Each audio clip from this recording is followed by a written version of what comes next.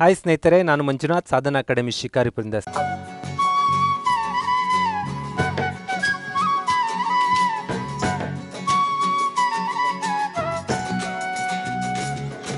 ಸ್ನೇಹಿತರೆ, ಈ ದಿವಸ ಟೆಸ್ಟ್ 8 ನಡೆದಿದೆ ಸಾಧನಾ ಆ್ಯಪ್ನಲ್ಲಿ. ಅದು ಕರೆಂಟ್ ಅಫೇರ್ಸ್ನ ತುಂಬ ಅದ್ಭುತವಾದ ಪ್ರಶ್ನೆಗಳನ್ನು ತೊಗೊಂಡು ಬಂದಿದ್ವಿ. ಅದನ್ನೆಲ್ಲ ನಿಮ್ಮ ಜೊತೆ ಅನಾಲಿಸಿಸ್ ಮಾಡ್ತಾ ಬರ್ತೀನಿ. ಜೊತೆಗೆ ಇವತ್ತು ಸುಮಾರು ಸಾವಿರಾರು ಜನ ಎಕ್ಸಾಮ್ ತೊಗೊಂಡಿದ್ದೀರಾ, ಬಟ್ ಇನ್ ಟೈಮಲ್ಲಿ ಒಂದು 7,500 ಜನ ಬರೆದಿದ್ದೀರಾ. ಆ 7,500 ಜನರ ಲಿಸ್ಟನ್ನು ನಾವು ಇಲ್ಲಿ ಕೆಳಗಡೆ ಡಿಸ್ಕ್ರಿಪ್ಷನಲ್ಲಿ ಹಾಕಿದ್ದೀವಿ, ಅಲ್ಲಿ ನೋಡ್ಕೋಬೋದು. ದೆನ್ ಸಾಧನಾ ಅಕಾಡೆಮಿ ಆ್ಯಪ್ನಲ್ಲಿ ಟೆಸ್ಟ್ ತೊಗೊಳ್ತಾ ಇರಿ, ಯೂಟ್ಯೂಬ್ನಲ್ಲಿ ವೀಡಿಯೋಸ್ ನೋಡ್ತಾ ಇರಿ, ಆ್ಯಂಡ್ ಟೆಲಿಗ್ರಾಮ್ನಲ್ಲಿ ನಮ್ಮ ನೋಟ್ಸ್ಗಳನ್ನು ತೊಗೋಬೋದು. ಎಲ್ಲ ಕಡೆ ನಮ್ಮ ಜೊತೆ ಟಚ್ಚಲ್ಲಿರ್ತಾ ನಿಮ್ಮ ಸಕ್ಸಸ್ಸನ್ನು ಹತ್ತಿರ ಮಾಡ್ಕೊಳ್ಳಿ ಅಂತ ಹೇಳ್ತಾ ಪ್ರಶ್ನೆಗಳ ಅನಾಲಿಸಿಸಿ ಬರ್ತೀನಿ. ವೆರಿ ಫಸ್ಟ್ ಕ್ವಶನ್ ಇದ್ದಿದ್ದು ಸಿಂಹಗಳ ಗಣತಿ, ಲಯನ್ ಸೆನ್ಸಸ್ ಬಗ್ಗೆ. ಲಯನ್ ಸೆನ್ಸಸ್ಸು 5 ವರ್ಷಗಳೊಂದ್ಸರಿ ನಡೆಯುತ್ತೆ. ಆ ಸ್ಟೇಟ್ಮೆಂಟ್ 1 ಈಸ್ ರೈಟ್. ಅದು 1 ಸರಿ 1-2 ಸರಿ ಏನು ಕೊಟ್ಟಿದ್ವಿ, ಅದನ್ನು ಭಾಳ ಫಾಸ್ಟಾಗಿ ಅನಾಲಿಸಿಸ್ ಮಾಡ್ಕೊಂಡು ಹೋಗ್ತೀನಿ. ಪ್ರತಿ 5 ವರ್ಷಕ್ಕೊಂದ್ಸರಿ ನಡೆಯುತ್ತೆ. ಬಟ್ ನಮ್ಮ ದೇಶದಲ್ಲಿ ಸಿಂಹಗಳ ಸಂಖ್ಯೆ ಕಡಿಮೆ ಇತ್ತು, ತುಂಬ ಇನ್ಕ್ರೀಸ್ ಆಗಿದೆ. ಏನು 2015ರ ಸೆನ್ಸಸ್ಗೆ ಹೋಲಿಸಿದ್ರೆ ಹೈಯೆಸ್ಟ್ ಪರ್ಸೆಂಟೇಜ್ ಇನ್ಕ್ರೀಸ್ ಆಗಿದೆ. ಆ್ಯಂಡ್ ಏರಿಯಾ ಕೂಡ ಗೀರ್ ಫಾರೆಸ್ಟ್ನ ಅಗ್ರೋ ಫಾರೆಸ್ಟ್ನೂ ಸೇರಿಕೊಂಡು ಏರಿಯಾ ಕೂಡ ವಿಸ್ತರಣೆ ಆಗಿದೆ. 674 ಸಿಂಹಗಳು ಏಷ್ಯಾಟಿಕ್ ಲಯನ್ಸ್ ಅಂತ ಕರಿತೀವಿ ಭಾರತದಲ್ಲಿದ್ದಾವೆ. ಆ್ಯಂಡ್ ಗಿರ್ ಅರಣ್ಯ ಪ್ರದೇಶ, ಏನು ನಮ್ಮ ಗುಜರಾತ್ನ ಗಿರ್ ಪ್ರದೇಶ, ದ ಪ್ರೈಡ್ ಆಫ್ ಗುಜರಾತ್ ಅಂತ ಕರಿತೀವಿ. ಅದು ಸ್ವಲ್ಪ ಏನು ಅಂದರೆ, ಏನಾದರೂ ಡಿಸೀಸ್ ಬಂದು ಅಲ್ಲಿ ಪ್ರಾಣಿಗಳೆಲ್ಲ ಒಂದೇ ಕಡೆ ಇದ್ದಾಗ ಆ ಪ್ರಾಣಿಗಳಿಗೆ ಸಂತತಿ ನಾಶ ಆದರೆ ಉಳ್ಕೊಳ್ಳಿ ಅಂತ ಪನ್ನಾ ಫಾರೆಸ್ಟ್ಗೆ ಮಧ್ಯಪ್ರದೇಶ್ಗೆ ಶಿಫ್ಟ್ ಮಾಡೋಣ ಅಂತ ಒಂದು ಪ್ಲ್ಯಾನ್ ಇತ್ತು. ಅದಿನ್ನೂ ಇಂಪ್ಲಿಮೆಂಟ್ ಆಗಿ ಬಂದಿಲ್ಲ. ಸದ್ಯಕ್ಕೆ completely Gir forest reserved for Lions. ಅಲ್ಲಿ ಲಯನ್ಸ್ಗಳು ತುಂಬ ಹೆವಿಯಾಗಿದೆ. ಹಾಗಾಗಿ ರೈಟ್ ಆನ್ಸರ್ ಏನು ಅಂದರೆ ಮೇಲಿನ ಎಲ್ಲವೂ. ಇದು ವೆರಿ ಸಿಂಪಲ್. ಮತ್ತು ಸಾಧನಾ ಪ್ರಶ್ನೆಗಳು ಯಾವ ಉದ್ದೇಶದಿಂದ ತೆಗೆದಿರ್ತೀವಿ ಅಂದರೆ, ಕಂಪ್ಲೀಟ್ಲಿ ನಿಮ್ಮನ್ನು ಎಕ್ಸಾಮ್ಗೆ ಕ್ವಶನ್ಗೆ ರೆಡಿ ಮಾಡ್ತಾ ಇದ್ದೀವಿ ಅನ್ನೋದ್ರ ಜೊತೆಗೆ ನಾವೇನಂದರೆ, ಒಂದು ಪ್ರಶ್ನೆಯಿಂದ ನಿಮ್ಗೊಂದಿಷ್ಟು ನಾಲೆಡ್ಜ್ ಬರಬೇಕು. ನನ್ ಆಫ್ ದ ಎಬೋ ಪ್ರಶ್ನೆಗಳನ್ನ ಆದಷ್ಟು ಅವಾಯ್ಡ್ ಮಾಡ್ತಾ ಇದ್ದೀವಿ. ಯಾಕಂದರೆ ನನ್ ಆಫ್ ದ ಎಬೋ ಅಂದರೆ ನೀವೇನು ಕಲಿಯೋದಿಲ್ಲ ಅನ್ನೋ ಕಾರಣಕ್ಕಷ್ಟೇ. ಇಲ್ಲಿ ಮೇಲಿನ ಎಲ್ಲವೂ ಸರಿ ಇದೆ. ನೆಕ್ಸ್ಟ್ ಪ್ರಶ್ನೆಗೆ ಬರ್ತೀನಿ ಸ್ನೇಹಿತರೆ.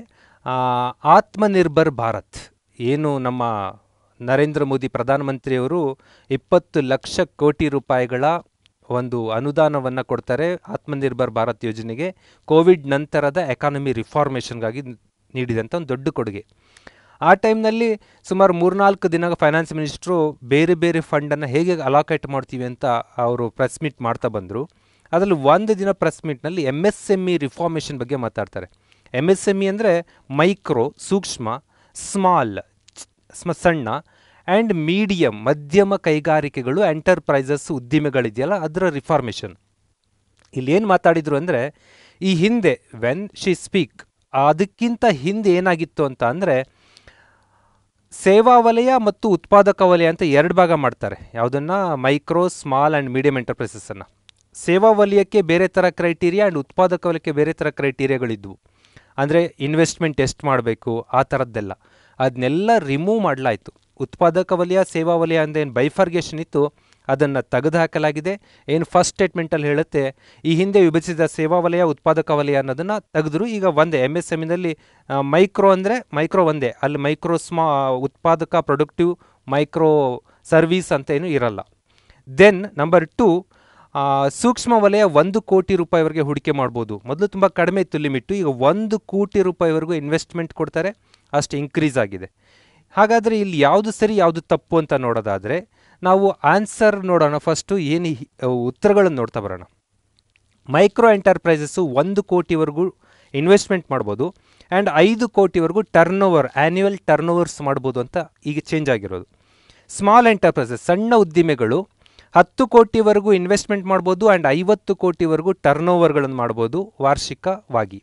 ಆ್ಯಂಡ್ ಮೀಡಿಯಮ್ ಎಂಟರ್ಪ್ರೈಸಸ್ಗಳು 20 ಕೋಟಿವರೆಗೂ ಇನ್ವೆಸ್ಟು ಆ್ಯಂಡ್ 100 ಕ್ರೋರ್ಸ್ವರೆಗೂ ಟರ್ನೋವರ್ಸ್. ಇಲ್ಲಿ ಎಲ್ಲದರಲ್ಲೂ ಅಬ್ಸರ್ವ್ ಮಾಡ್ಬೋದು, ಏನು ಇನ್ವೆಸ್ಟ್ಮೆಂಟ್ ಮಾಡ್ತೀವೋ ಅದರ 5 ಪಟ್ಟು 5 ಟೈಮ್ಸ್ ಟರ್ನೋವರ್ಸ್ ಮಾಡುವಂಥ ಅವಕಾಶಗಳನ್ನು ಕೊಡ್ತಾರೆ. ಇದು ಬದಲಾಯಿತ ಒಂದು ಸ್ಟೇಟ್ಮೆಂಟ್. ಹಾಗಾದರೆ ಈಗ ನೀವೇ ಕ್ವಶನ್ ಬನ್ನಿ, ಏನು ಹೇಳುತ್ತೆ? ಸೂಕ್ಷ್ಮ ವಲಯ 1 ಕೋಟಿವರೆಗೆ ಹೂಡಿಕೆ ಮಾಡ್ಬೋದು, ಸರಿ, that is right, second statement ಸರಿ. ಸಣ್ಣ ಉದ್ದಿಮೆಗಳು 100 ಕೋಟಿ ರೂಪಾಯಿವರೆಗೂ ಮಾಡ್ಬೋದು ಅಂತ ಹೇಳುತ್ತೆ. 100 ಕೋಟಿ ರೂಪಾಯಿವರೆಗೂ ಯಾವುದಕ್ಕೂ ಅವಕಾಶ ಇಲ್ಲ. ಇಲ್ಲಿರೋದೇ 10 ಕೋಟಿ, ದೆನ್ 20 ಕೋಟಿವರೆಗೂ ಇದೆ.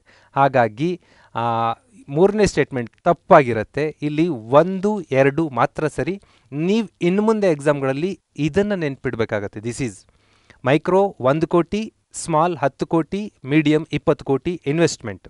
ಅದರ 5 ಪಟ್ಟು 5 ಟೈಮ್ಸ್ ಮಾಡ್ಕೊಂಡ್ಬಿಟ್ರೆ ಆಯಿತು, ಅದು ಟರ್ನ್ ಓವರ್ ಆಗುತ್ತೆ. ಇದು ಆತ್ಮನಿರ್ಭರ್ ಭಾರತದಲ್ಲಿ MSME ಸೆಕ್ಟರ್ನ ಒಂದು ಪರಿವರ್ತಿತ ವ್ಯಾಖ್ಯಾನದ ಬಗ್ಗೆ ಅನಾಲಿಸಿಸ್.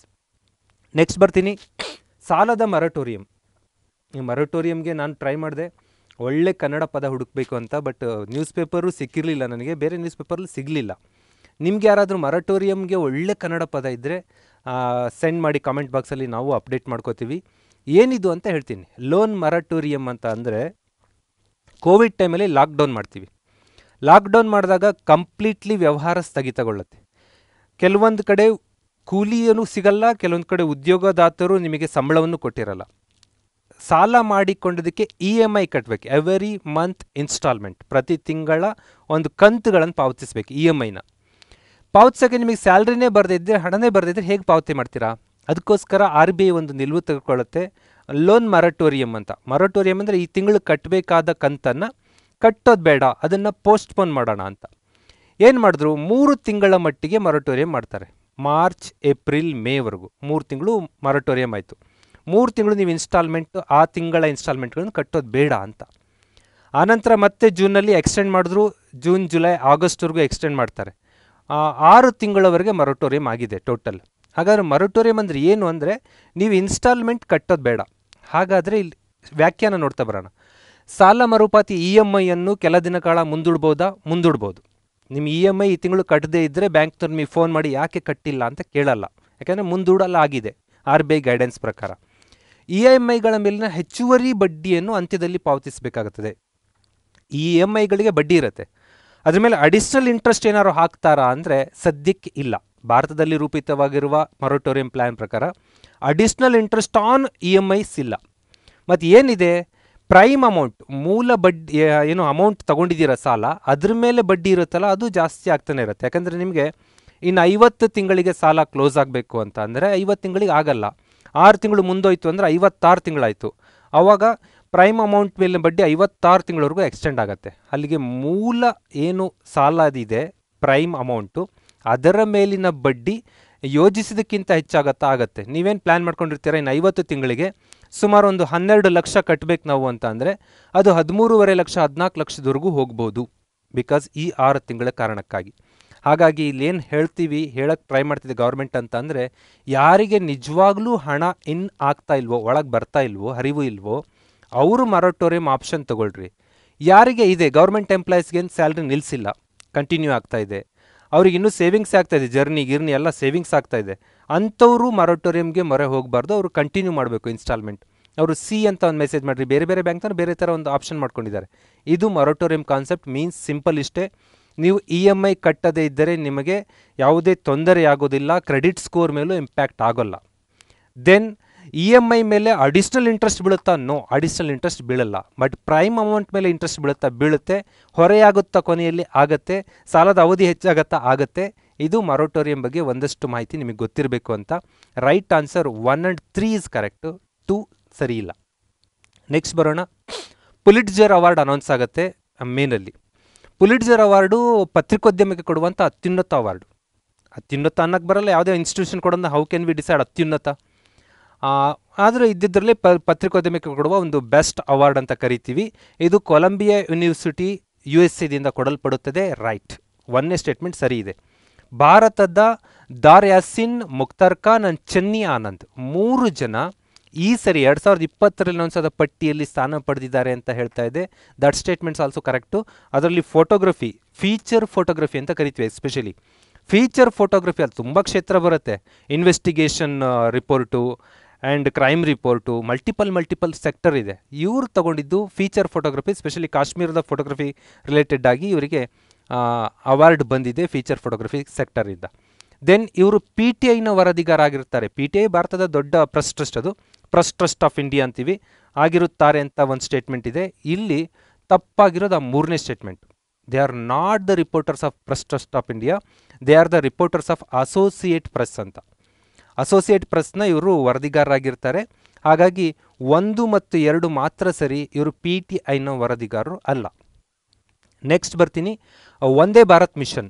ವಂದೇ ಭಾರತ್ ಮಿಷನ್ ಅಂದರೆ ಎಲ್ಲರಿಗೂ ತಮ್ಮೂರಲ್ಲಿರೋದಕ್ಕಿಂತ ಇನ್ನೊಂದೂರಲ್ಲಿ ಹೋಗಿ ಕೆಲಸ ಮಾಡ್ತೀವಿ ಅಂತ ಹೇಳ್ಕೊಳ್ಳೋದೇ ಒಂದು ಹೆಮ್ಮೆ ಅನ್ನೋ ಸಂಕೇತ ಇತ್ತು. ಹಳ್ಳಿಗಳಲ್ಲಿ ಕೆಲಸ ಮಾಡ್ತೀರಾ, ಇಲ್ಲ ನಾನು ಬೆಂಗಳೂರಲ್ಲಿದ್ದೀನಿ, ಬಾಂಬೆನಲ್ಲಿದ್ದೀನಿ, ಡೆಲ್ಲಿನಲ್ಲಿದ್ದೀನಿ, ದಟ್ ಈಸ್ ಪ್ರೈಡ್. ದುಬೈಯಲ್ಲಿದ್ದೀನಿ, ಯು ಎಸ್ ಅಲ್ಲಿದ್ದೀನಿ, ಇನ್ನೂ ದೊಡ್ಡ ಪ್ರೈಡ್ ಅನಿಸ್ತಾ ಇತ್ತು. ಬಟ್ ಕೋವಿಡ್ ಎಲ್ಲದಕ್ಕೂ ಉತ್ತರ ಕೊಟ್ಟಿದೆ. ನಮ್ಮೂರು ನಮ್ಮ ಜನಗಳ ಜೊತೆಗಿರುವ ಆನಂದ ಇನ್ನೆಲ್ಲೂ ಸಿಗಲ್ಲ ಅನ್ನೋದನ್ನು ಕೋವಿಡ್ ಪ್ರೂವ್ ಮಾಡ್ತು. ಒನ್ಸ್ ಕೋವಿಡ್ ಸ್ಪ್ರೆಡ್ ಆಗ್ತಂಗೆ ಎಲ್ಲರಿಗೂ ತಮ್ಮ ಮನೆಗೆ ಬಂದು ಸೇರಿಕೊಳ್ಳುವ ಆತಂಕ, ಆತುರ ಸ್ಟಾರ್ಟ್ ಆಯಿತು. ಬಟ್ ಎಲ್ಲ ದೇಶಗಳು ಲಾಕ್ಡೌನ್ ಮಾಡ್ತವೆ. ಅದರ ನಡುವೆ ಸ್ಟ್ರ್ಯಾಂಡೆಡ್ ಅಲ್ಲೇನು ಉಳ್ಕೊಂಡಿದ್ದಾರೆ ಅವರನ್ನು ಕರ್ಸ್ಕೊಬರ್ಬೇಕಲ್ಲ. ಕರ್ಕೊಬರೋಕ್ಕೆ ಆ ದೇಶಗಳಲ್ಲಿ ವಿಮಾನಯಾನನೇ ನಿಂತೋಗಿರುತ್ತೆ. ಅಂಥ ಟೈಮಲ್ಲಿ ಕರ್ಕೊಬರೋಕ್ಕೆ ಭಾರತ ಸರ್ಕಾರ ವಂದೇ ಭಾರತ್, ವಂದೇ ಅಂದರೆ ಒಂದೇ ಅಲ್ಲ, ದಟ್ ಈಸ್ ನಾಟ್ ಒಂದೇ, ಒಂದೇ ನಮಸ್ತೆ ಇಂಡಿಯಾ ಅಂತ ಅರ್ಥ ಕೊಡುತ್ತದು. ವಂದೇ ಭಾರತ್ ಮಿಷನ್ ಅಡಿಯಲ್ಲಿ ಒಂದು ಪ್ರೋಗ್ರಾಮ್ ಹಾಕ್ಕೊಳ್ತಾರೆ, ಬೇರೆ ದೇಶದಲ್ಲಿ ಇದ್ದವ್ರನ್ನ ಕರ್ಕೊಬರೋಣ. That is right. ಅಲ್ಲಿಗೆ ಸ್ಟೇಟ್ಮೆಂಟ್ಗಳು ಒಂದೊಂದೇ ನೋಡ್ತಾ ಬರೋಣ.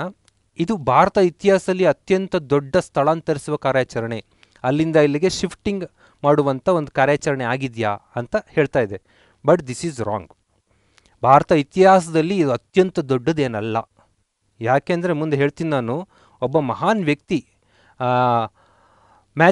ಮ್ಯಾಥ್ಯೂಸ್ ಅಂತ ಕರಿತೀವಿ, ಅವರು ದೊಡ್ಡ ಪರ್ಸನ್. ಈ ಟೊಯೋಟಾ ಕಂಪ್ನಿಯಲ್ಲೇನೋ ಅವರು MD ಆಗಿರ್ತಾರೆ ಕುವೈತಲ್ಲಿ. ಆ ಟೈಮಲ್ಲಿ ಒಬ್ಬ ಸಾಮಾನ್ಯ ಮನುಷ್ಯ ಕುವೈತಲ್ಲಿ ಸಿಕ್ಕೊಂಡು ಇರಾಕ್ ಯುದ್ಧದ ಟೈಮಲ್ಲಿ ನಲಗುತ್ತಿರುವ ಭಾರತೀಯರನ್ನ ಏರ್ಲಿಫ್ಟ್ ಮೂಲಕ ಭಾರತಕ್ಕೆ ಕಳಿಸ್ಕೊಡುವ ಪ್ರಯತ್ನ ಮಾಡ್ತಾರೆ. 1,70,000 ಜನರನ್ನ ಏರ್ಲಿಫ್ಟ್ ಮೂಲಕ ಇಂಡಿಯಾಕ್ಕೆ ಕರೆತರಲಾಯಿತು 1990.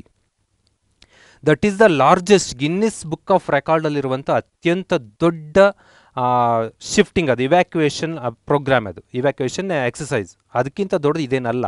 ಹಾಗಾಗಿ ಇಲ್ಲಿ ಸರಿ ಉತ್ತರ ಏನು ಅಂದರೆ ಎರಡನೇ ಸರಿ ಕೋವಿಡ್ ಸಂದರ್ಭದಲ್ಲಿ ವಿದೇಶದಲ್ಲಿ ಸಂಕಷ್ಟದಲ್ಲಿರುವ 15,000 ಭಾರತೀಯರನ್ನು ಸ್ಥಳಾಂತರಿಸಬೇಕು, ಬೇಸಿಕ್ ಪ್ಲ್ಯಾನ್. ಆಮೇಲೆ ಅದು ಎಕ್ಸ್ಟೆಂಡ್ ಆಗ್ತಾ ಹೋಗುತ್ತೆ, ಯಾಕಂದರೆ ಬೇರೆ ಬೇರೆ ಕಡೆ ಸ್ಟ್ಯಾಂಡರ್ಡ್ ಇರ್ತಾರೆ, ಅವ್ರನ್ನೆಲ್ಲ ಕರೆಸಬೇಕಾಗತ್ತೆ. ಸದ್ಯಕ್ಕೆ ಎರಡನೇ ಸ್ಟೇಟ್ಮೆಂಟ್ ಸರಿ ಇದೆ, ಮೊದಲನೇ ಸ್ಟೇಟ್ಮೆಂಟ್ ತಪ್ಪು. ಬೇಕಾದ್ರೆ ಇದಕ್ಕಿಂತ ದೊಡ್ಡ ರೆಕಾರ್ಡ್ ಆಗಿದೆ.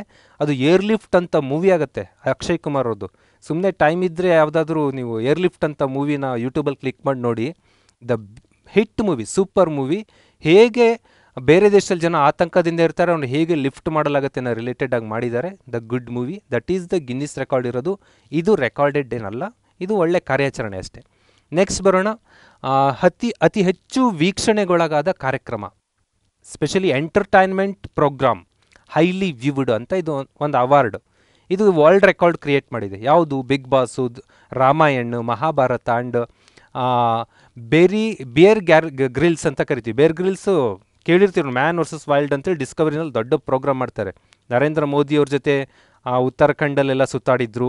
ಆ್ಯಂಡ್ ದೆನ್ ರೀಸೆಂಟ್ಲಿ ರಜನಿಕಾಂತ್ ಅವ್ರ ಜೊತೆ ನಮ್ಮ ಸೌತ್ ಫಾರೆಸ್ಟ್ಗಳಲ್ಲಿ ಸುತ್ತಾಡಿದ ರೆಕಾರ್ಡ್ ಆಗಿದೆ. ಅವೆಲ್ಲ ಪ್ರಸಾರ ಆಗಿದೆ ಡಿಸ್ಕವರಿನಲ್ಲಿ. ಎಲ್ಲವೂ ಬೆಸ್ಟೇ ಇಲ್ಲಿ. ಬಿಗ್ ಬಾಸು ಬೆಸ್ಟೇ, Ramayana, Mahabharata and into the wild Bear Grylls ಅವ್ರದ್ದು. ಬಟ್ ರೈಟ್ ಆನ್ಸರ್ ಯಾವುದು ಅಂತ ಅಂದರೆ, you don't imagine, DD Ramayana 16ನೇ ತಾರೀಕು ಏಪ್ರಿಲ್ಗೆ ಹತ್ತತ್ರ 7.7 ಕೋಟಿ ಜನ ಜಗತ್ತಿನಾದ್ಯಂತ ವೀಕ್ಷಣೆ ಮಾಡಿ ರೆಕಾರ್ಡ್ ಮಾಡುತ್ತೆ. ಇದು ತುಂಬ ಹಿಂದೆ ನಾವೆಲ್ಲ ಚಿಕ್ಕ ಮಕ್ಕಳಿದ್ದಾಗ ನೋಡ್ತಾ ಇದ್ವಿ. ರಾಮಾಯಣ ಬರುತ್ತೆ ಅಂದರೆ ಯಾರ್ದೋ ಮನೆಯಲ್ಲಿ TV ಇರೋದು, ಬೀದಿನಲ್ಲಿ ಅವ್ರ ಮನೇಲಿ ಕೂತ್ಕೊಂಡು ನೋಡ್ತಾ ಇದ್ವಿ. ಇವತ್ತು ನಮಗೆ ಸುತ್ತಮುತ್ತ ಎಲ್ಲ TV ಇರುತ್ತೆ, ನೋಡೋಕ್ಕೆ ಟೈಮ್ ಇರೋದಿಲ್ಲ. ಅಷ್ಟು ಒಂದು ಇಂಪ್ಯಾಕ್ಟನ್ನು ಮಾಡಿದ ರಾಮಾಯಣ. ಅದು ಕೋವಿಡ್-19 ಟೈಮಲ್ಲಿ ಮರುಪ್ರಸಾರ ಮಾಡಿತು DD. ಅದರಲ್ಲಿ ರೆಕಾರ್ಡ್ ಕ್ರಿಯೇಟ್ ಆಯಿತು. This is highest viewed entertainment program. Next ಬರೋಣ. ರಾಷ್ಟ್ರೀಯ ಶಿಕ್ಷಣ ನೀತಿ. ಇದೇನು ಬರ್ನಿಂಗ್ ಇಶ್ಯೂಸ್ ಅಲ್ಲ. ರೀಸೆಂಟ್ಲಿ ಅವ್ರು ಹೋದ ವರ್ಷ ರಿಪೋರ್ಟ್ ಸಬ್ಮಿಟ್ ಮಾಡ್ತಾರೆ. 2017ರಲ್ಲಿ ನ್ಯಾಷನಲ್ ಎಜುಕೇಷನ್ ಪಾಲಿಸಿ ಅಂತ ಒಂದು ಸಮಿತಿನ ಫ್ರೇಮ್ ಮಾಡುತ್ತೆ ಭಾರತ ಸರ್ಕಾರ. ಅದರ ಹೆಡ್ ಯಾರು ಅಂತೇಳಿ.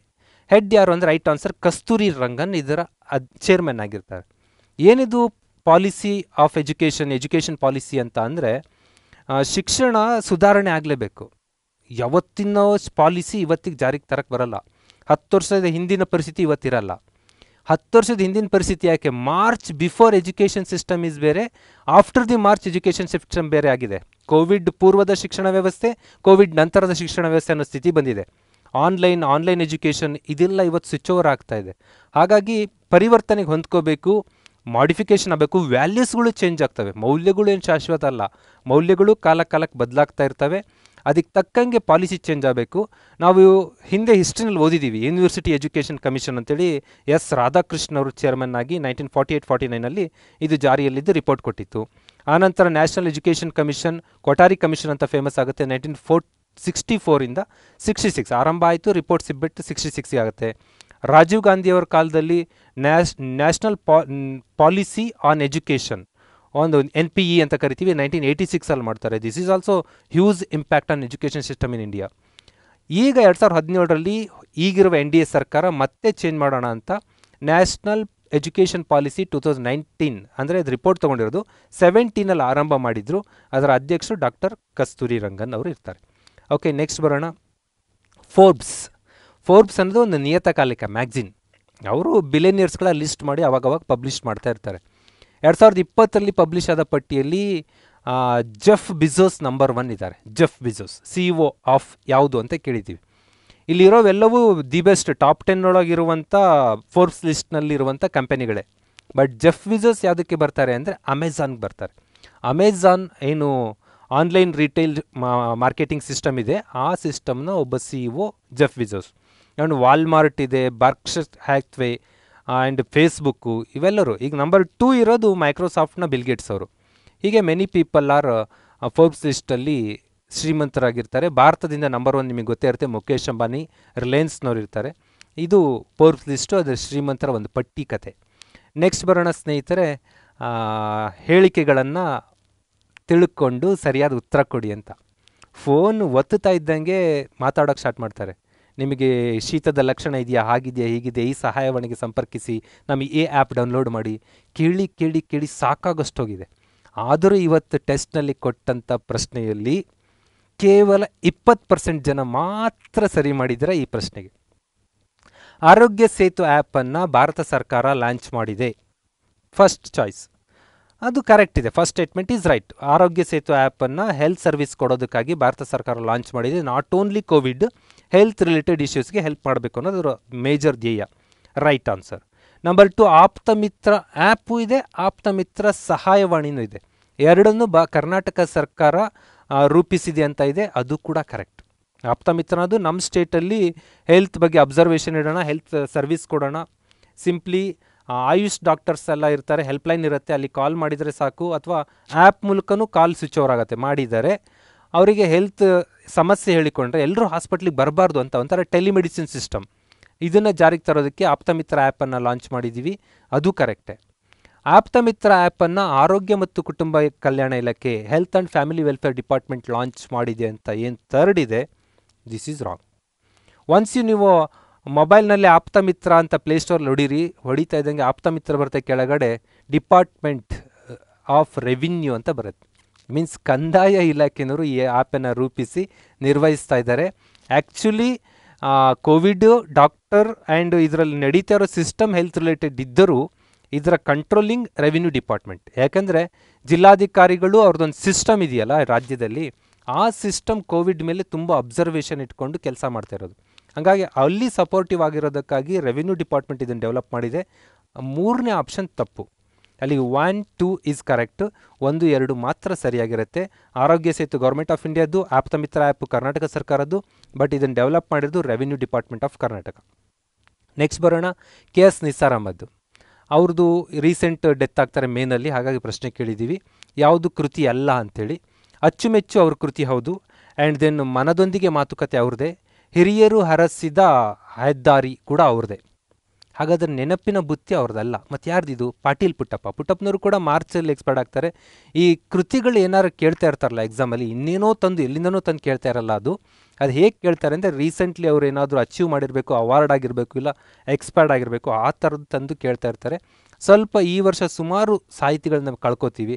ಅವರ ಪುಸ್ತಕಗಳು ಯಾವುದು ಒಂದು 8 ನೋಡ್ಕೊಂಡಿದ್ರೆ ಸಾಕು, ನೀವು ಎಕ್ಸಾಮ್ಗೆ ಹೆಲ್ಪ್ ಆಗುತ್ತೆ. ನೆಕ್ಸ್ಟ್ ಬರೋಣ, ಈ ಸರಿ ಎಕಾನಮಿ ಪ್ರಶ್ನೆ ಕೂಡ ನಾನೇ ಕೊಟ್ಟಿದ್ದು, ಹಾಗಾಗಿ ಅದನ್ನು ಸ್ವಲ್ಪ ಅನಾಲಿಸಿಸ್ ಮಾಡ್ಕೊಂಡು ಹೋಗ್ತೀನಿ. Bhim Bharat interface of money ಅಂತ ಒಂದು ಆ್ಯಪ್ ರೆಡಿ ಆಗುತ್ತೆ. ಆ ಭಾರತ್ ಇಂಟರ್ಫೇಸ್ ಮನಿ ಇದೆಯಲ್ಲ, ಅದು UPI ಅಂದರೆ ಆನ್ಲೈನಲ್ಲಿ ಪೇಮೆಂಟ್ ಮಾಡೋದಕ್ಕೆಲ್ಲ ಹೆಲ್ಪ್ ಮಾಡುವಂಥ ಒಂದು ಆ್ಯಪ್ ಇದು. ಇದನ್ನು ಯಾರು ಡೆವಲಪ್ ಮಾಡಿರೋದು ಅಂತ ನಮಗೆ ಮನಿ, ಹಣದ ರಿಲೇಟೆಡ್ ಆ್ಯಪ್ ಅಂದ್ಕೊಳ್ಳೆ ನಮ್ಮ ತಲೆ ಓಡೋದು ಒಂದೇ RBI, ಬಿಟ್ಟರೆ ಕ್ಯಾಪಿಟಲ್ ಮಾರ್ಕೆಟ್ ಅಂದ್ಕೊಳ್ಳಿ ಸೆಬಿ ಕಡೆ ಹೋಗುತ್ತೆ. ಬಟ್ ಅದರ ಆಚೆಗೆ ಒಂದು ಸಂಸ್ಥೆ ಇದೆ, ಅದರಲ್ಲಿ NPCI, not NPCI is correct. ಏನು NPCI? National payment corporation India ಅಂತ ಕರಿತೀವಿ. ಈ ಸಂಸ್ಥೆ ಭಾರತದಲ್ಲಿ ನಡೆಯುವ ಆನ್ಲೈನ್ ಟ್ರಾನ್ಸಾಕ್ಷನ್ಗಳು, UPI ಪೇಮೆಂಟ್ ಸಿಸ್ಟಮ್ ಇಂಟರ್ಫೇಸ್ಗಳು ಇರ್ತಾವಲ್ಲ, ಆ UPI ಸಿಸ್ಟಮ್ಗಳನ್ನು ನಿರ್ವಹಿಸುವಂಥ ಒಂದು ಸಂಸ್ಥೆ. ಇದು ಆನ್ಲೈನ್ ಟ್ರಾನ್ಸಾಕ್ಷನ್ ಸಪೋರ್ಟ್ ಮಾಡಬೇಕು ಅನ್ನೋದಕ್ಕೆ ಪ್ರಾರಂಭ ಮಾಡಿದೆ. ಹೇಗಿದೆ ಡ್ರೀಮ್ ಎಕನಾಮಿಸ್ಟ್ಗಳು ಅದು ಅಂದರೆ, ಇನ್ನೊಂದು ಸ್ವಲ್ಪ ದಿನದ ನಂತರ ಜನರು ನೋಟ್ ಆ್ಯಂಡ್ ಕಾಯಿನ್ಸ್ ಇಟ್ಕೊಂಡು ಓಡಾಡಲೇಬಾರ್ದು ಅಂತ. ಬರಿಗೈಲೇ ಓಡಾಡ್ತಿರ್ಬೇಕು, ಕೈಯಲ್ಲಿ ಮೊಬೈಲ್ ಇರಬೇಕು. ಅಲ್ಲಿ ತರಕಾರಿ ತೊಗೊಂಡಿದ್ದೀರಾ, ಕೊತ್ತಂಬರಿ ಸೊಪ್ಪು ತೊಗೊಂಡಿದ್ದೀರಾ, ಇನ್ನೇನೋ ತೊಗೊಂಡಿದ್ದೀರಾ, ಟೊಮೆಟೊನ, ಎಷ್ಟು ರೂಪಾಯಿ ಆಯಿತು? 20 ರೂಪಾಯಿ ಆಯಿತು. ಸರಿ, ನಿನ್ನ ಮೊಬೈಲ್ ನಂಬರ್ ಹೇಳು. ಮೊಬೈಲ್ ನಂಬರ್ ಹೇಳ್ತಿದ್ದಂಗೆ ಟ್ರಾನ್ಸ್ಫರ್ ಆಗ್ತಾ ಇರಬೇಕು ಅಮೌಂಟು. ಕಂಪ್ಲೀಟ್ಲಿ ಮನಿ ಮಾಡಬೇಕು ಅನ್ನೋದು ಇವ್ರದ್ದೆಲ್ಲರ ಟಾರ್ಗೆಟ್. ಈಗಾಗಲೇ ತುಂಬ ನೋಡ್ತಾ ಇದ್ದೀವಿ ನಾವು. ಭಾರತ ಸುಮಾರು ಒಂದು 10%ಗಿಂತ ಹೆಚ್ಚು UPIಗೆ ಶಿಫ್ಟ್ ಆಗ್ತಾ ಇದೆ. ಜನ ಮನಿ, ಹಣ, ಕರೆನ್ಸಿ ಲೆಸ್ ಆಗಿ ವ್ಯವಹರಿಸುವಂಥ ನಾಲೆಡ್ಜ್ ಬೆಳೆಸ್ಕೋತಾ ಇದ್ದಾರೆ. ಗ್ರಾಮೀಣ ಪ್ರದೇಶಕ್ಕೆ ಸ್ವಲ್ಪ ಸ್ಪ್ರೆಡ್ ಮಾಡ್ಕೊಬಿಟ್ರೆ ಕ್ಯಾಶ್ಲೆಸ್ ಎಕಾನಮಿ ಸಿಸ್ಟಮ್ ಡೆವಲಪ್ ಮಾಡೋದಕ್ಕೆ ಇದು ತುಂಬ ಸಪೋರ್ಟಿವ್ ಆಗಿರುತ್ತೆ, ಈ NPCI.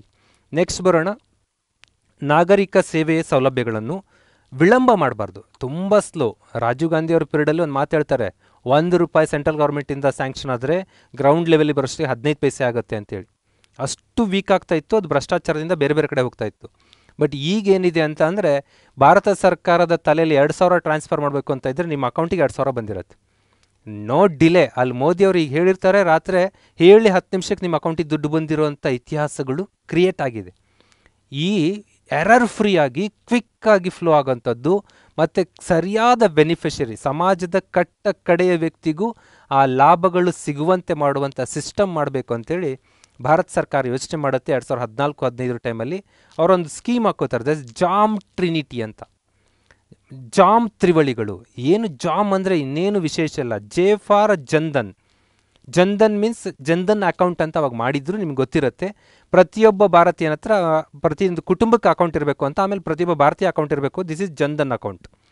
ನಿಮ್ಮದೇ ಆದ ಅಕೌಂಟ್ ಇದ್ದರೆ ಓಕೆ, ಇಲ್ಲ ಅಂದರೆ ನೀವು 0 ಬ್ಯಾಲೆನ್ಸಲ್ಲಿ ಅಕೌಂಟ್ ತೆಗಿಬೋದಾದ ಸಿಸ್ಟಮ್ ಇದೆ ಜನ್ಧನ್.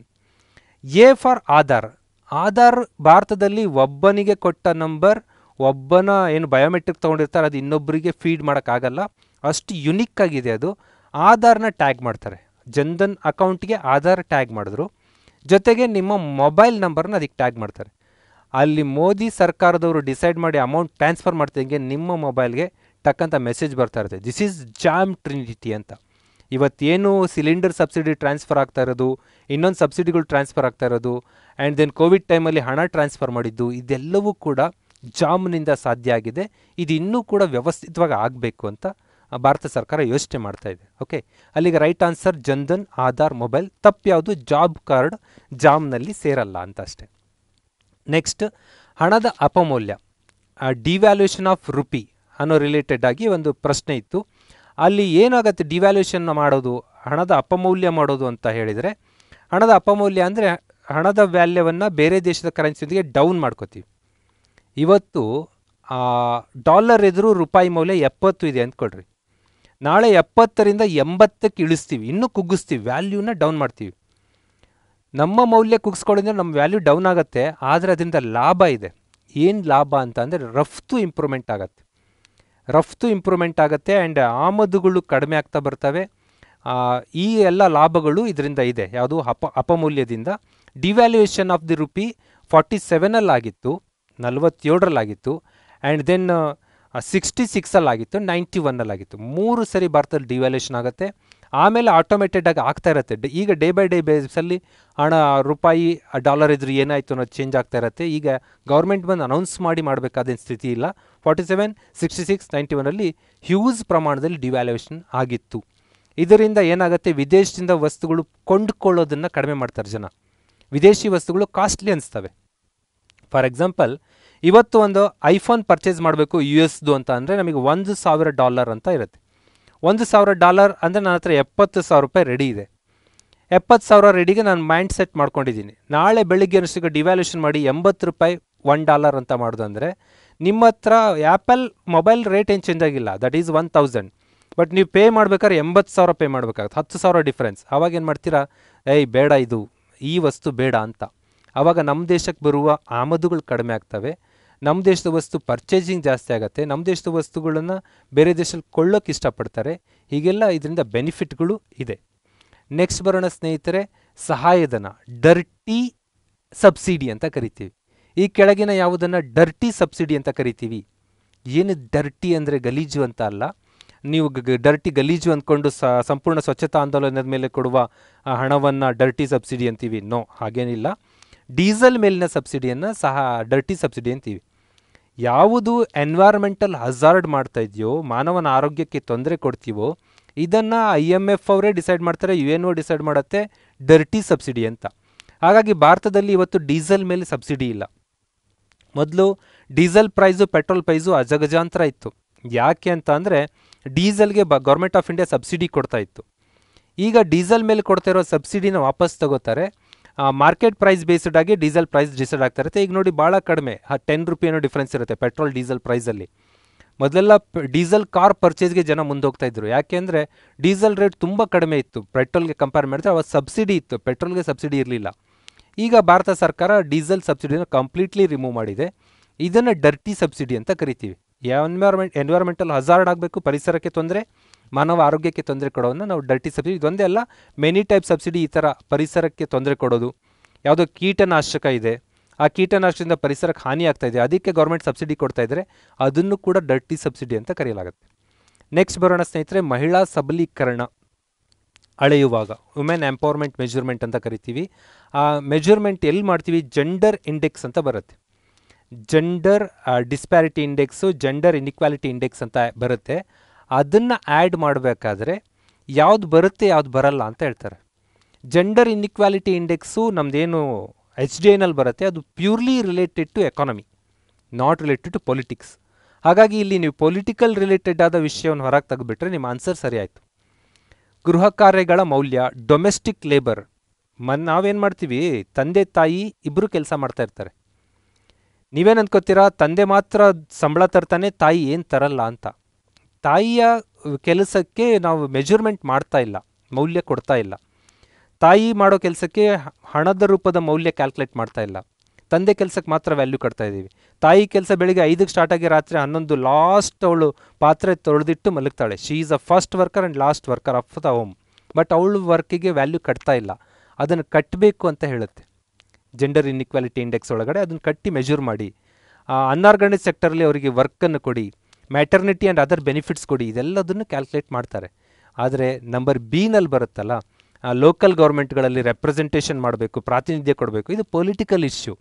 ಇದನ್ನು ನಾವು ಎಕಾನಮಿ ಮ್ಯಾಟ್ರಲ್ಲಿ ತಗೊಳ್ಳಲ್ಲ. ಜೆಂಡರ್ ಇನ್ಇಕ್ವಾಲಿಟಿ ಇಂಡೆಕ್ಸಲ್ಲಿ ಈ 2ನೇ ಪಾಯಿಂಟು ಬರುವುದಿಲ್ಲ. ಓಕೆ, ನೆಕ್ಸ್ಟ್ ಬರೋಣ ಸ್ನೇಹಿತರೆ, BPL, ಬಿಲೋ ಪಾವರ್ಟಿ ಲೈನ್ ಅನ್ನೋದು ತುಂಬ ಇಂಪಾರ್ಟೆಂಟ್. ಸರ್ಕಾರ ಅವರಿಗೋಸ್ಕರ ಪ್ರೋಗ್ರಾಮ್ಗಳನ್ನ ಕ್ರಿಯೇಟ್ ಮಾಡಬೇಕು, food public distribution system ready ಮಾಡ್ಕೋಬೇಕು, ಇವೆಲ್ಲ ಮಾಡ್ಕೋಬೇಕು. ಅದಕ್ಕೋಸ್ಕರ ಮಾಡಿಕೊಳ್ಳುವಾಗ ಯಾವ್ಯಾವ ಸ್ಟೇಟ್ ಹೇಗಿದೆ ಎಲ್ಲ ಸ್ಟ್ಯಾಟಿಸ್ಟಿಕ್ಸ್ ಬೇಕಾಗತ್ತೆ. ರೀಸೆಂಟ್ಲಿ 2015 RBI ಬಿಟ್ಟಿದ್ದ ಒಂದು ಸ್ಟ್ಯಾಟಿಸ್ಟಿಕ್ಸು ಸದ್ಯ ಹೆಚ್ಚು ಮೂವಿಂಗ್ ಇರೋದು ಎಕ್ಸಾಮ್ಗಳಲ್ಲಿ. ಯಾವ ಸ್ಟೇಟು ಹೆಚ್ಚು BPL ಪರ್ಸೆಂಟೇಜ್ ಹೊಂದಿದೆಯಾ ಅಂತಂದರೆ ಬಿಹಾರ ತುಂಬ 4.40 54.40 BPL ಜನಗಳಿದ್ದಾರೆ. ಈಗ ವಲಸೆ ಕಾರ್ಮಿಕರ ಮೂಮೆಂಟ್ ನಡೀತು, ನೀವು ನೋಡಿರ್ಬೋದು. ಆ ಮೂಮೆಂಟ್ ಟೈಮ್ನಲ್ಲಿ ಬೇರೆ ಕಡೆಯಿಂದ ಎಲ್ಲ ಹೆಚ್ಚು ಹೋಗಿದ್ದು ಬಿಹಾರ ಕಡೆಗೆ. ಬಿಕಾಸ್ ಬಿಹಾರದಲ್ಲಿ ಬಡತನ ಜಾಸ್ತಿ ಇದೆ, ಆ ಜನಗಳು ಉದ್ಯೋಗ ಹುಡ್ಕೊಂಡು ಬೇರೆ ಬೇರೆ ಕಡೆ ಬರ್ತಾ ಇದ್ದಾರೆ. ಆ್ಯಕ್ಚುಲಿ ಒಂದು ಕಾಲದಲ್ಲಿ ದೊಡ್ಡ ದೊಡ್ಡ ಸಾಮ್ರಾಜ್ಯಗಳು ಹುಟ್ಟಿದ ಜಾಗ ಅದು. ರಾಜಕೀಯ ಅವ್ಯವಸ್ಥೆ ಅಸ್ಥಿರತೆಯಿಂದಾಗಿ ಮತ್ತು ಸ್ವಲ್ಪ ಪಾಪ್ಯುಲೇಷನ್ ಡೆನ್ಸಿಟಿ ಕೂಡ ಜಾಸ್ತಿ ಇದೆ. ಇವತ್ತು ಈ ಸ್ಥಿತಿಗೆ ಬಂದು ನಿಂತಿದೆ ಬಿಹಾರ. ಅದನ್ನು ರಿಫಾರ್ಮೆನ್ಸ್ ಮಾಡಬೇಕು. ನೀವು ಎಕಾನಮಿ ಓದೋರಿಗೆ ಗೊತ್ತಿರುತ್ತೆ, ಬಿಮಾರು ರಾಜ್ಯಗಳು ಅಂತ ಒಂದು ಕಾನ್ಸೆಪ್ಟ್ ಇತ್ತು ಮೊದಲೆಲ್ಲ. ಈಗ ಅದನ್ನ ಆ್ಯಕ್ಷನ್ ಗ್ರೂಪ್ ಸ್ಟೇಟ್ಗಳು ಅಂತ ಏನೋ ಕರೀತಾರೆ, ಬೇರೆ ಥರ ಕರೀತಾರೆ. ಬಿಮಾರು ಕರೀತಾ ಇಲ್ಲ ಅದನ್ನ. ಬಿಹಾರ, ಮಧ್ಯಪ್ರದೇಶ, ರಾಜಸ್ಥಾನು ಆ್ಯಂಡ್ ಉತ್ತರ ಪ್ರದೇಶ, ಈ ಥರ ಬಿಮಾರು ಸ್ಟೇಟ್ಗಳು ಅಂತ ಬರ್ತವೆ. ಇವೆಲ್ಲ ಬಡತನ ಹೆಚ್ಚಿರುವಂಥ ರಾಜ್ಯಗಳು ಅಂತ. ಅದರಲ್ಲಿ ನಂಬರ್ 1 BPL ಇರುವಂಥದ್ದು ಬಿಹಾರ. ನೆಕ್ಸ್ಟ್ ಬರೋಣ ಸ್ನೇಹಿತರೆ, ಕ್ವಶನ್ ಈಸ್ ದಾದಾಬಾಯಿ ನವರೋಜಿ ಅವರ ಪುಸ್ತಕ. ಇದು ಕಾಮನ್, ಎಲ್ಲ ಎಕ್ಸಾಮ್ಗಳಲ್ಲಿ ಕೇಳ್ತಾ ಇರ್ತಾರೆ. ಫಾಸ್ಟಾಗಿ ಹೋಗ್ತೀನಿ. Poverty and on British rule in India ಅನ್ನೋ ಪುಸ್ತಕವನ್ನು ಬರೀತಾರೆ. ಇದು ಭಾರತದಲ್ಲಿ ಬಡತನಕ್ಕೆ ರೀಸನ್ ಏನು? ಬ್ರಿಟಿಷರ ಡ್ರೈನ್ ಥಿಯರಿ ಅಂದರೆ ಸಂಪತ್ತು ನಮ್ಮ ದೇಶನ ಅಲ್ಲಿಗೆ ಹೆಂಗೆ ಸೋರಿಕೆ ಆಯಿತು, ಅದಕ್ಕೆಲ್ಲ ಎಕ್ಸ್ಪ್ಲೇಷನ್ ಕೊಡ್ತಾರೆ. ಹಿಂದಿನ ಎಕಾನಮಿ ಕ್ಲಾಸ್ಗಳಲ್ಲಿ ತುಂಬ ಡೀಟೇಲಾಗಿ ನಾನು ಡಿಸ್ಕಸ್ ಮಾಡಿದ್ದೀನಿ. ನೀವು ಹೆಚ್ಚಿನ ವಿಚಾರನ ಅಲ್ಲಿ ನೋಡ್ಕೋಬೋದು ಅಂತ ಹೇಳ್ತಾ ಮುಂದಕ್ಕೆ ಬರ್ತೀನಿ. ವರ್ಲ್ಡ್ ಪಾಪ್ಯುಲೇಷನಲ್ಲಿ ಭಾರತದ ಪರ್ಸೆಂಟೇಜ್ ಎಷ್ಟು ಅಂತ. ರೀಸೆಂಟು 135ಕ್ಕೆ ಹೋಗಿರಬಹುದು ಅಂತ ಏನು ಪಾಪ್ಯುಲೇಷನ್ ಕ್ಲಾಕ್ ಹೇಳುತ್ತೆ ಭಾರತದ ಜನಸಂಖ್ಯೆ. ಹಿಂದಿನ ಪರ್ಸೆಂಟೇಜ್ ಗ್ರೋತ್ ಮೇಲೆ ಲೆಕ್ಕ ಹಾಕ್ತಾರೆ ಅದನ್ನು. ಎಕ್ಸಾಕ್ಟ್ ನಮಗೆ ಸಿಗಬೇಕು ಅಂದರೆ ಸೆನ್ಸಸ್ ಆಗಬೇಕು. 2011 ಸೆನ್ಸಸ್ ಆಗಿದೆ, 121 ಕೋಟಿ ಇತ್ತು. 2021 ಸೆನ್ಸಸ್ ರಿಪೋರ್ಟ್ ಬರುತ್ತೆ, ಆವಾಗ ನಮಗೆ 130 35 ಎಕ್ಸ್ಪೆಕ್ಟ್ ಮಾಡ್ತಾ ಇದ್ದೀವಿ. 135 crore ಅಂದಿಕೊಂಡರೂ ನಾವು ಈಗ 130 ಅಂದ್ಕೊಂಡ್ರು. ವರ್ಲ್ಡ್ ಪಾಪ್ಯುಲೇಷನ್ 7.5 ಬಿಲಿಯನ್ 750 ಕೋಟಿ ಇದೆ. ಇದು ಎಷ್ಟು ಪರ್ಸೆಂಟೇಜ್ ಆಗುತ್ತೆ ಅಂದರೆ ನಿಯರ್ಲಿ 17% ಆಗುತ್ತೆ. 17% ಜನ ಇದ್ದಾರೆ. ಅಂದರೆ 100 ಜನ ಜಗತ್ತಿನ ರ್ಯಾಂಡಮ್ ಚಾಯ್ಸ್ ಮಾಡಿ ನಿಲ್ಲಿಸಿದರೆ ಅದರಲ್ಲಿ 17 ಜನ ಭಾರತೀಯರು ಇರ್ತಾರೆ. ಸುಮಾರು ಒಂದು 18 ಜನ ಚೀನಿಯರು ಇರ್ತಾರೆ. ನಾವಿಬ್ಬರು ಸೇರ್ಕೊಂಡ್ರೆ 35 ಆಯಿತು, 35 ಪಾಸಿಂಗ್ ಪರ್ಸೆಂಟೇಜ್ ಬಂದುಬಿಡ್ತೀವಿ. ಅಂದರೆ ಭಾರತ ಚೀನಾ ದೋಸ್ತುಗಳಲ್ಲ, ದುಶ್ಮನ್ಸ್. ದೋಸ್ತುಗಳಾದರೆ ಪಾಸಿಂಗ್ ಪರ್ಸೆಂಟೇಜ್ ಅಷ್ಟು ವೆಯ್ಟೇಜ್ ಬರುತ್ತೆ ಪಾಪ್ಯುಲೇಷನಲ್ಲಿ ನಮ್ಮದು. ಇದು ಹೈಯೆಸ್ಟ್ ಪರ್ಸೆಂಟೇಜ್ ಇದೆ. ಬಟ್ ಲ್ಯಾಂಡ್ ಜಸ್ಟ್ 2.4% ಏನೋ ಬರುತ್ತೆ ಅಷ್ಟೇ. ಹೀಗಾಗಿ ಭಾರತ ನಾವು ಗ್ಲೋಬಲಿ ಎಕ್ಸ್ಪೋಸ್ ಆಗೋಕ್ಕಾಗ್ತಾ ಇಲ್ಲ. ಜಾಗ ಕಡಿಮೆ ಇದೆ, ಜನಸಂಖ್ಯೆ ಜಾಸ್ತಿ ಇದೆ, ಉತ್ಪಾದಕತೆಯನ್ನೆಲ್ಲ ತಿಂದು ಹಾಕ್ತಾ ಇದ್ದೀವಿ.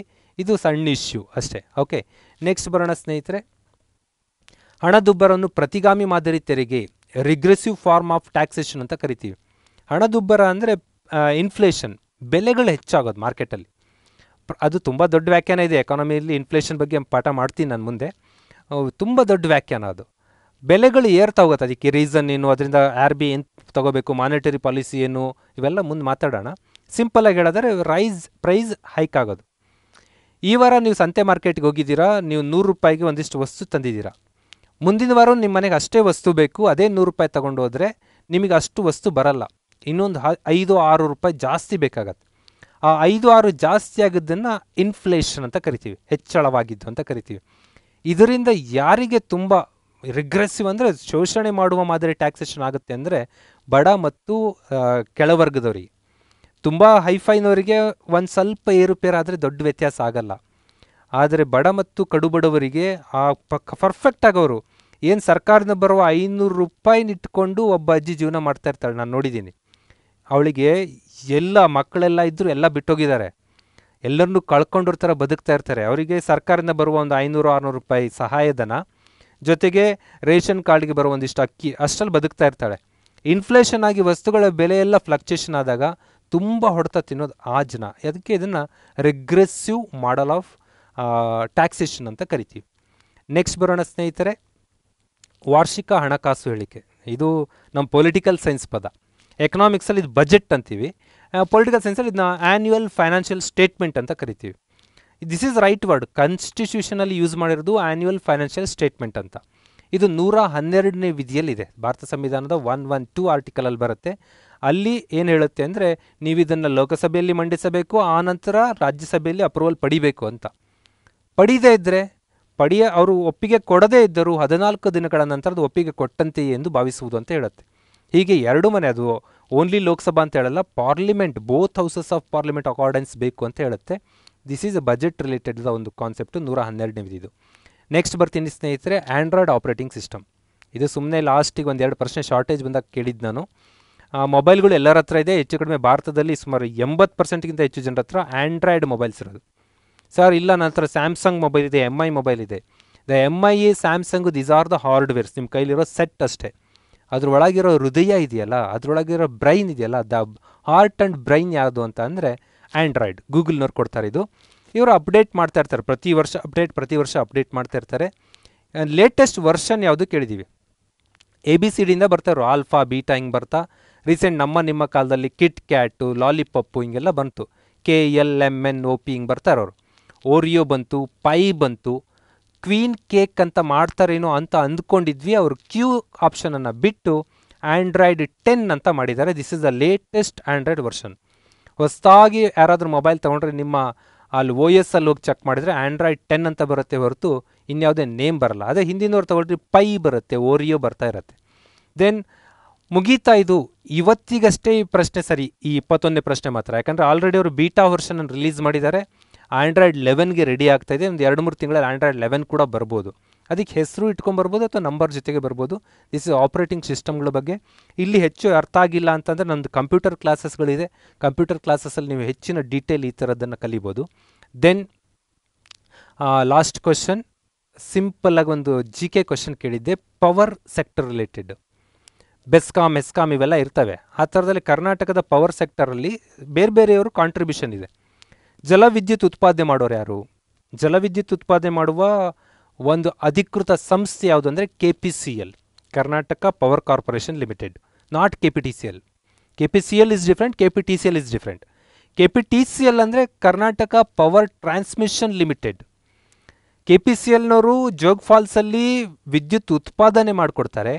KPTCLನವರು ಅಲ್ಲಿಂದ ಕಂಬಗಳನ್ನು ಹಾಕಿ ಎಲ್ಲಿಗೆ ತಲುಪಬೇಕು ಅಲ್ಲಿಗೆ ತಲುಪಿಸ್ತಾರೆ. ಈಗ ಶಿವಮೊಗ್ಗಕ್ಕೆ ಬೇಕು ಅಥವಾ ಸಾಗರ್ ಬೇಕು ಅಥವಾ ಇನ್ಯಾವುದೋ ನಗರಕ್ಕೆ ಬೇಕು ಅಂದರೆ ಅಲ್ಲಿಂದ ಕಂಬಗಳು ಹಾಕಿ ಅದು ಕೇಬಲ್ ವೈರ್ಗಳನ್ನು ತಂದು ಆ ಊರಿಗೆ ತಲುಪಿಸುವ ಜವಾಬ್ದಾರಿ ಯಾರ್ದು ಅಂದರೆ KPTCLನವರು. ಸರ್, ಮತ್ತು ನಮ್ಮ ಬೆಸ್ಕಾಮ್ ಮೆಸ್ಕಾಮ್ ಅಂದ್ರೇನು? ಆ ಊರಿಗೆ ಬಂದಿದ್ದರಿಂದ ನಿಮ್ಮ ಮನೆಯವ್ರಿಗೂ ಸಪ್ಲೈ ಕೊಟ್ಟು ನಿಮ್ಮ ಮನೆಗೆ ಡಿಸ್ಟ್ರಿಬ್ಯೂಟ್ ಮಾಡೋದು. ಎಲೆಕ್ಟ್ರಿಸಿಟಿ ಸಪ್ಲೈ ಕಂಪನೀಸ್ಗಳನ್ನ ಎಸ್ಕಾಮ್ಗಳು ಅಂತೀವಿ. ಇವು ಬೇರೆ ಬೇರೆ ಕಡೆ, ಗುಲ್ಬರ್ಗ ಕಡೆ ಜಸ್ಕಾಮ್ ಇರುತ್ತೆ, ಹುಬ್ಳಿ ಕಡೆ ಹೆಸ್ಕಾಮ್ ಇರುತ್ತೆ, ಮ್ಯಾಂಗ್ಳೂರು ಕಡೆ ಮೆಸ್ಕಾಮು, ಆ್ಯಂಡ್ ಮೈಸೂರು ಕಡೆ ಚೆಸ್ಕಾಮು, ಬೆಂಗಳೂರು ಕಡೆ ಬೆಸ್ಕಾಮ್. ಹೀಗೆ ಮಲ್ಟಿಪಲ್ ಡಿಸ್ಟ್ರಿಬ್ಯೂಷನ್ ಕಂಪನಿಗಳಿದ್ದಾವೆ. ಆ್ಯಂಡ್ ಅಣು ವಿದ್ಯುತ್, ಇದು FDAನಲ್ಲಿ ಕೇಳಿದರು ಲಾಸ್ಟ್ ಟೈಮು. ಅಣು ವಿದ್ಯುತ್ ಉತ್ಪಾದನೆ ಮಾಡೋಕ್ಕೆ ನಮ್ಮಲ್ಲಿ ಒಂದಿದೆ ಘಟಕ, ದಟ್ ಈಸ್ ಕೈಗಾ. ಕೈಗಾ ಘಟಕ ಯಾರ ಅಂಡರಲ್ಲಿ ಬರುತ್ತೆ? ಕೈಗಾ ಘಟಕ ಅದು ಕರ್ನಾಟಕ ಸರ್ಕಾರ ಅಂಡರ್ ಅಲ್ಲ, ಭಾರತ ಸರ್ಕಾರ under nuclear power corporation India limited.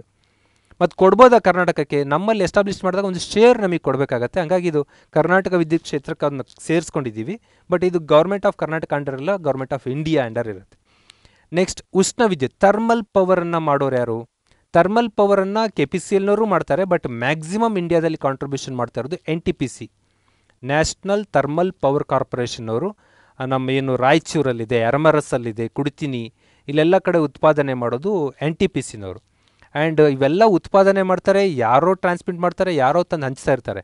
But ಬೆಂಗಳೂರಲ್ಲಿ ಕೂತ್ಕೊಂಡು ಒಂದು ಸಂಸ್ಥೆಯವರು ವಿದ್ಯುತ್ ಬೆಲೆ ಇಷ್ಟಿರಬೇಕು ಅಂತ ಡಿಸೈಡ್ ಮಾಡ್ತಾರೆ. ಒಬ್ಬ ಜಡ್ಜು ಇವ್ರು ಯಾರೋ ಅದಕ್ಕೆ ಮುಖ್ಯಸ್ಥರಿರ್ತಾರೆ. ಯಾವುದು ಆ ಸಂಸ್ಥೆ? ಬೆಲೆ ನಿಗದಿಸುವ ಪ್ರಾಧಿಕಾರ ಅಂತ ಅಂದರೆ KERC ಅಂತ ಕರಿತೀವಿ, ಕರ್ನಾಟಕ ಎಲೆಕ್ಟ್ರಿಸಿಟಿ ರೆಗ್ಯುಲೇಟರಿ ಕಮಿಷನ್. ಇವರು ಪ್ರೈಸ್ ಡಿಸೈಡಿಂಗ್ ಅಥಾರಿಟಿಯಾಗಿ ಕೆಲಸ ಮಾಡ್ತಾ ಇರ್ತಾರೆ.